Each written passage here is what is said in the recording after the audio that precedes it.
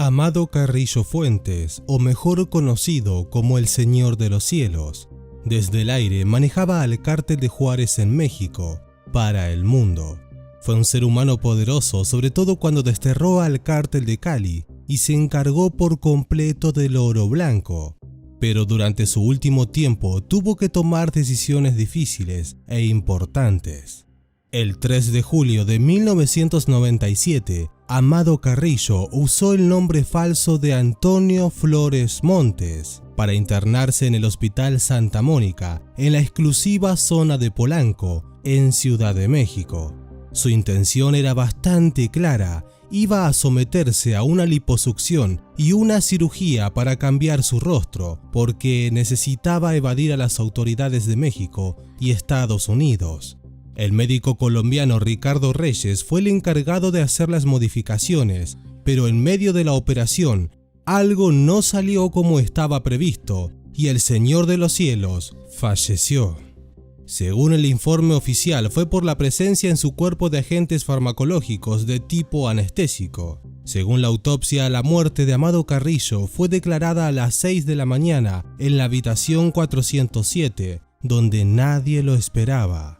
El 4 de julio de 1997, a la edad de 40 años, uno de los narcotraficantes más importantes del mundo moría por una intervención quirúrgica, pero aquello no quedó así.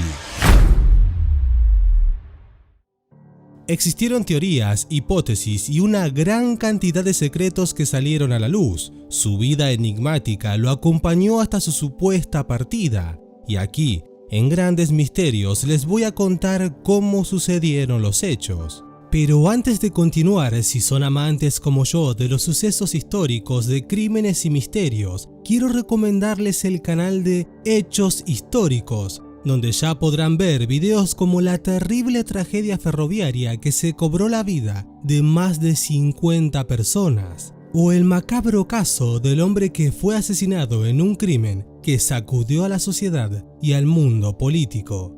Por eso no se lo pierdan, les dejo el link en la descripción y en un comentario fijado para que se suscriban. Pero bien, viajemos un poco en el tiempo, más específicamente a la década de los años 70. En aquellos tiempos nadie sabía mucho sobre él. A los oídos de la gente y las autoridades solo llegaba el boca en boca. Además, ni la policía sabía su edad cuando lo buscaban, ni cómo se veía porque solo tenían una fotografía vieja de él. Era un narcotraficante que sabía ver a los demás para tomar buenas decisiones. Carrillo Fuentes tenía un perfil bajo, hacía todo por debajo de la ley y se mantenía siempre al margen de la exposición, por así decirlo, manejándose siempre entre las sombras. Todo lo contrario a Pablo Escobar. Amado Carrillo se introdujo en el mundo del narcotráfico cuidando las plantaciones de marihuana de su tío Nieto Fonseca. Gracias a ese lazo conoció a los hombres más poderosos del cártel de Medellín, con los que luego terminaría trabajando. El joven Amado mostraba obediencia, lealtad, disciplina y discreción a la hora de cumplir los encargos de su tío. Cuando vio que podía seguir con el negocio, su tío lo mandó al poblado de Ojinaga, en Chihuahua, a que aprendiera todo sobre el negocio de la marihuana con Pablo Acosta Villarreal. Sí, el zorro de Ojinaga. Desde el primer momento, Amado fue el favorito de Pablo Acosta Villarreal, de quien mencionamos hace un momento, y durante más de 10 años trabajó a su lado, tanto que pasó de ser su asistente a ser su mano derecha. Pero la alianza se acabó cuando Amado Carrillo Fuentes lo mandó a matar en abril de 1987. La traición vino de la mano de Guillermo González Calderoni, el entonces director de la Intercepción Aérea, Terrestre y Marítima de la PGR, acusado años después de proteger a narcotraficantes de diversas organizaciones.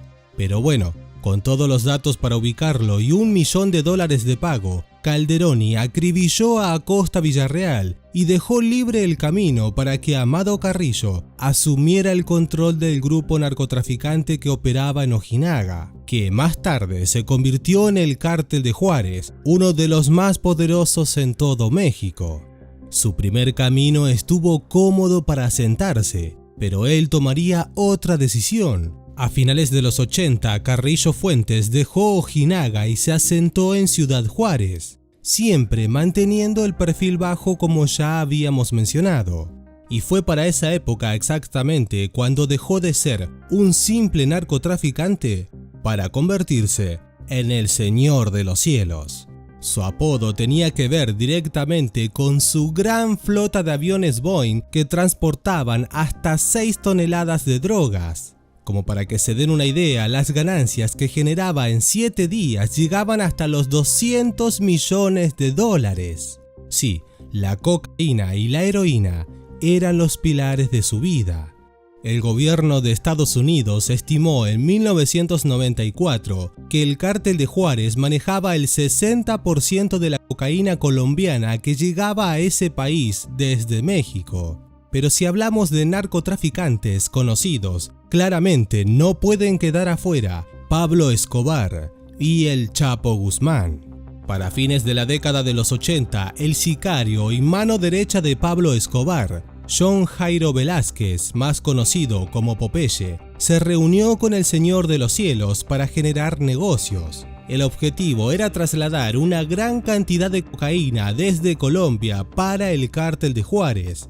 Estos luego ingresarían a los Estados Unidos por San Diego, California y El Paso. Aquella alianza entre el patrón del mal y Amado Carrillo se formalizó en 1988. Juntos vendían droga en los Estados Unidos de forma desmedida. Se estimaba que alrededor del 80% de la cocaína era consumida por Norteamérica. Como un tridente del crimen, el cártel de Juárez era liderado de forma operativa por Amado Carrillo. A la par, Pablo Escobar y el Chapo Guzmán manejaban la producción de cocaína y la distribución hacia Norteamérica, Europa, Asia y África. Su modus operandi era sobornar a las autoridades municipales, estatales, federales y hasta las agencias antidrogas. De aquella manera, su imperio creó una red inimaginable que les permitió lavar el dinero y volverlos multimillonarios. Desde afuera eran una familia criminal, nadie podía tocarlos porque entre ellos se cubrían las espaldas. Pero siempre y como en toda familia, también habían problemas. Y es que el ego y el poder fisuró las relaciones entre Pablo Escobar y Amado Carrillo Fuentes. Algunos señalan que los problemas llegaron cuando Escobar comenzó a ser vigilado de cerca por las autoridades, ya que se encontraba limitado para poder movilizar su negocio de una manera un poco más suelta, evadiendo así todas las restricciones. El Señor de los Cielos manejaba no solo su flota de aviones, sino que también tenía una alternativa marítima. Amado Carrillo no ostentaba sus lujos y se movía muy rápidamente. La verdad es que era muy difícil seguirle el rastro, pero ser escurridizo no le quitaba lo despiadado. Incluso llegó a exigirles a los narcos colombianos que le pagaran en cocaína y que además le facilitaran el acceso al mercado en Chicago, Atlanta, Oklahoma y en Seattle. Así es, estaba desplomando al cártel más fuerte y temido que se había visto hasta ese momento. Por eso, ante tanto despliegue, Pablo Escobar se sintió inferior. De manera que no quedó todo allí. Amado Carrillo contaba con otra gran ventaja. Sí, estamos hablando del soborno a las autoridades y funcionarios dentro y fuera de México, lo que le permitía un libre albedrío y una circulación abierta para poder comercializar su cocaína. Pero todo cambió cuando las autoridades colombianas hicieron justicia y decidieron terminar con la vida de Pablo Escobar. Tras escaparse de las fuerzas que lo buscaban durante casi 1 año y medio, finalmente fue interceptado y asesinado. O por lo menos eso es lo que se dice, ya que existen varias teorías que cuentan lo contrario. Por eso, si querés saber más sobre Pablo Escobar, te recomiendo que veas el video que subí a este canal para que entiendas todo el enlace completo de su historia. Pero bien, como seguíamos contando, con la muerte del patrón del mal, a fines de 1993 se modificaron las negociaciones de Amado Carrillo, ya que entonces el Señor de los Cielos y el Chapo Guzmán quedarían solos a la cabeza. Pero con un socio poderoso afuera y la policía tras sus pasos, no tuvieron otra alternativa más que buscar nuevos contactos para continuar con su imperio. El cártel de Juárez seguía siendo el principal proveedor. Sí, el oro blanco, como le decían, estaba siendo explotado por los mejores. Su enorme trascendencia se mantenía sólida gracias a ellos. Amado Carrillo era muy querido por su pueblo. Siempre ayudaba a familias y escuelas dándoles oportunidades económicas a los necesitados. Algo muy parecido a lo que se dice que también hacía Pablo Escobar en su momento. Pero el héroe del pueblo también tenía a sus enemigos. En 1993 sufrió un atentado que casi le cuesta la vida. El episodio transcurrió en un restaurante en Valley High, al sur de la Ciudad de México. De un momento a otro, mientras estaba comiendo, quedó en medio de un tiroteo organizado por los sicarios del cártel de Tijuana y sobrevivió gracias a su guardaespaldas, que cumplió con su función y lo sacó del lugar. La libertad del negocio del cártel en manos del Señor de los Cielos estaba a punto de ser sacudida. 3 años después, en diciembre de 1996, el general Jesús Gutiérrez Rebollo fue designado como director del Instituto Nacional para el Combate a las Drogas. En aquel momento, Estados Unidos imponía anualmente al gobierno de México una certificación antidroga. Mientras Rebollo trabajó en la inteligencia en contra del narcotráfico, consiguió capturar a Héctor Elguero Palma, Lupercio Serratos y a Iván Taborda, todos ellos rivales del cártel de Juárez. Pero al tiempo de todo aquello, una llamada anónima sacudió el suelo de México. Más adelante se supo que el chofer del general, Juan Galván Lara, había denunciado a Amado Carrillo. En su declaración aseguró que habían sobornado al general Gutiérrez Rebollo para que pueda continuar con su actividad sin que lo molestaran. A la par de la denuncia aparecieron fotos y documentos que atestiguaban lo denunciado. Fue así como en una conferencia de prensa, el general Enrique Cervantes Aguirre, el entonces secretario de la Defensa Nacional, acusó al general Gutiérrez Rebollo de traición a las Fuerzas Armadas por ofrecer protección a Amado Carrillo. Sí, ya nadie podía confiar en nadie. Las fuerzas estaban corrompidas y las drogas habían contaminado cada paso que daba la gente que quería hacer las cosas bien. Al salir a la luz todo aquello, se generó un gran revuelo en la prensa.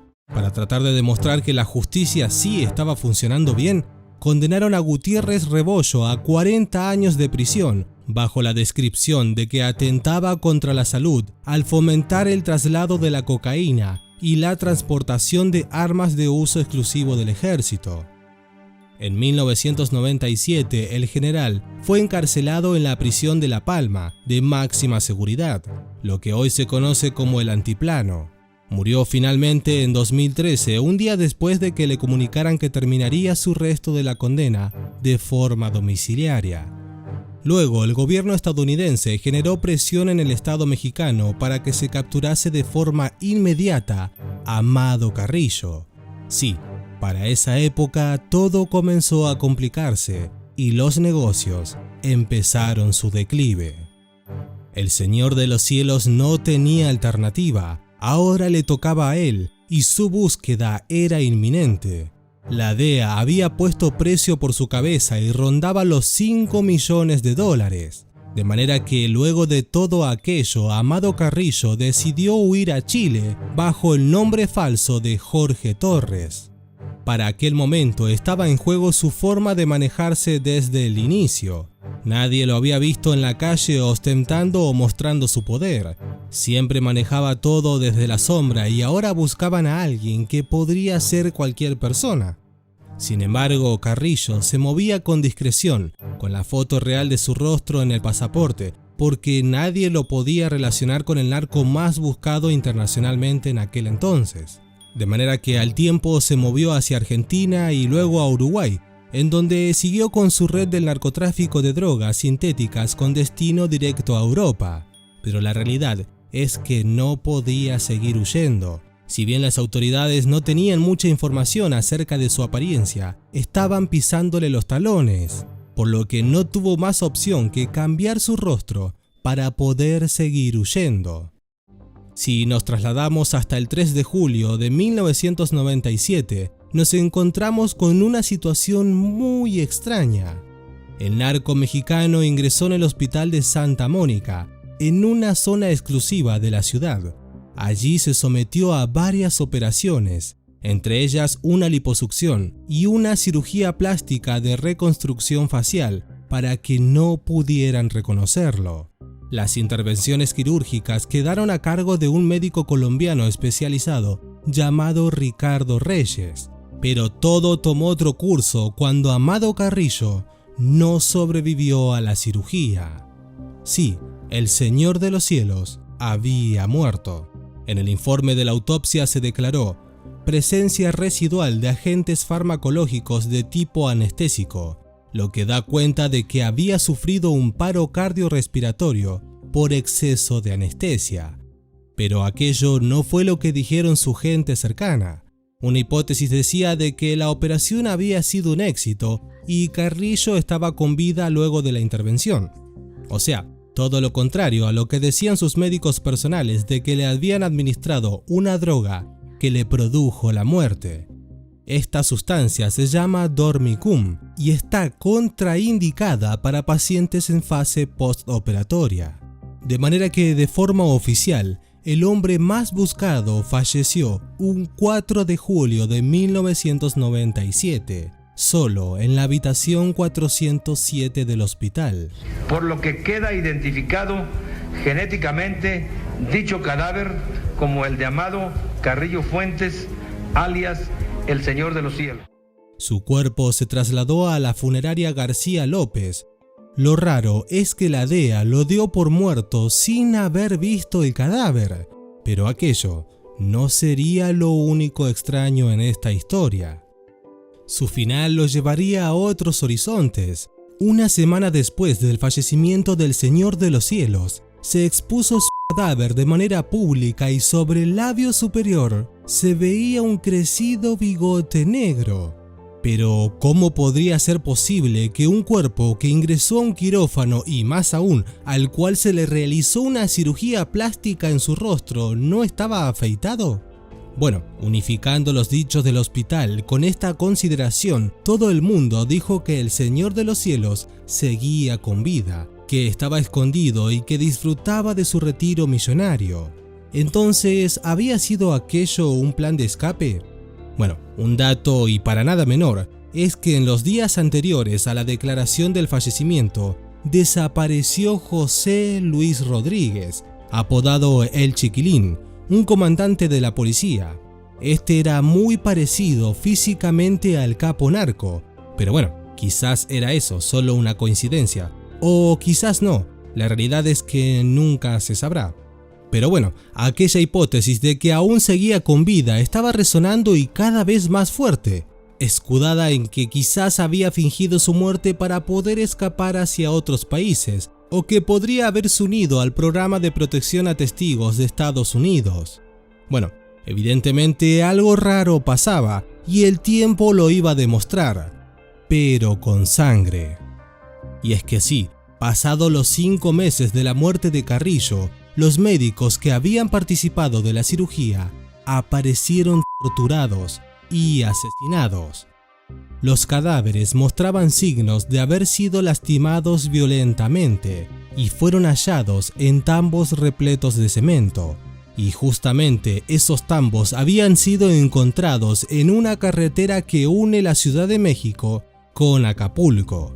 Además de su contenido, mostraban significativas manchas de sangre. Por otra parte, emanaba un olor pestilente que se percibía al estar cerca de ellos. La Policía Federal de Caminos procedió a abrir uno y encontraron restos humanos y cemento.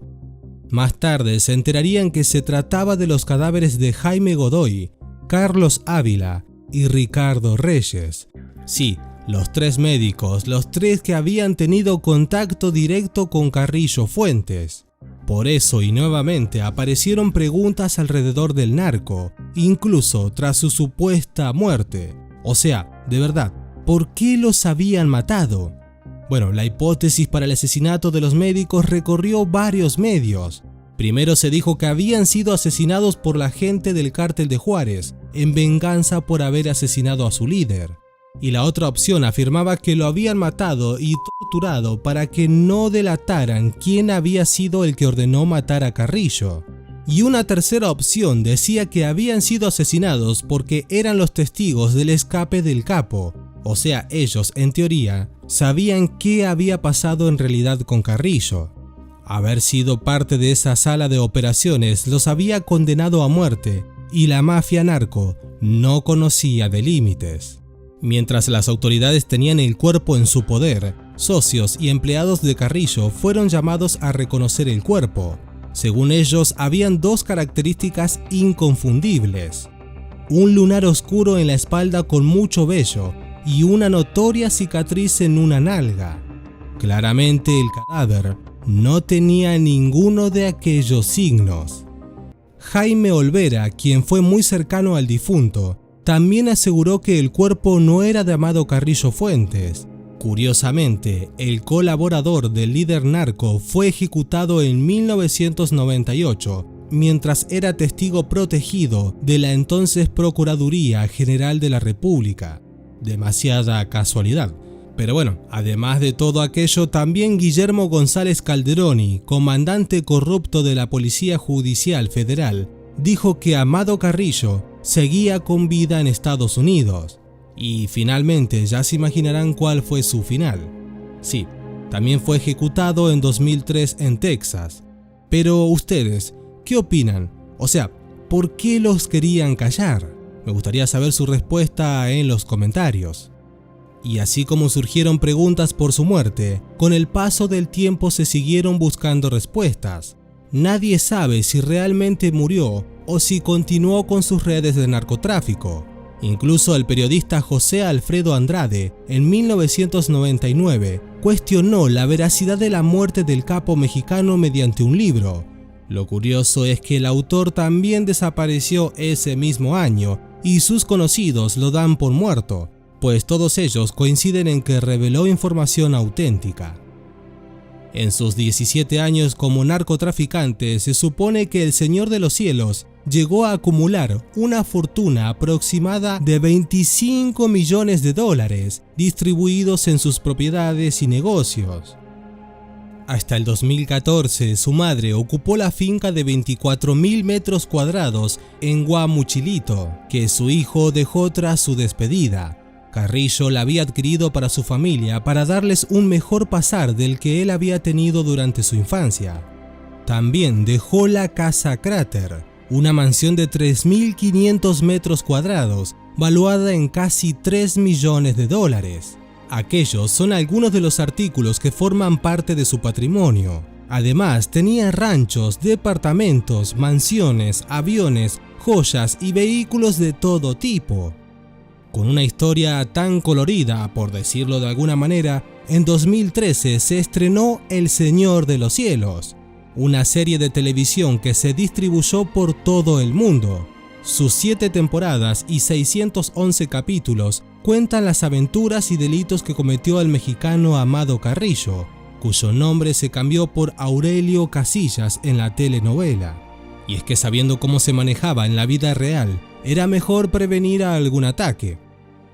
La familia de Carrillo siguió con su legado, pero de muerte. Su hermano Rodolfo, a quien llamaban el Niño de Oro, fue asesinado en 1997, y a José Cruz, el más joven, lo desaparecieron.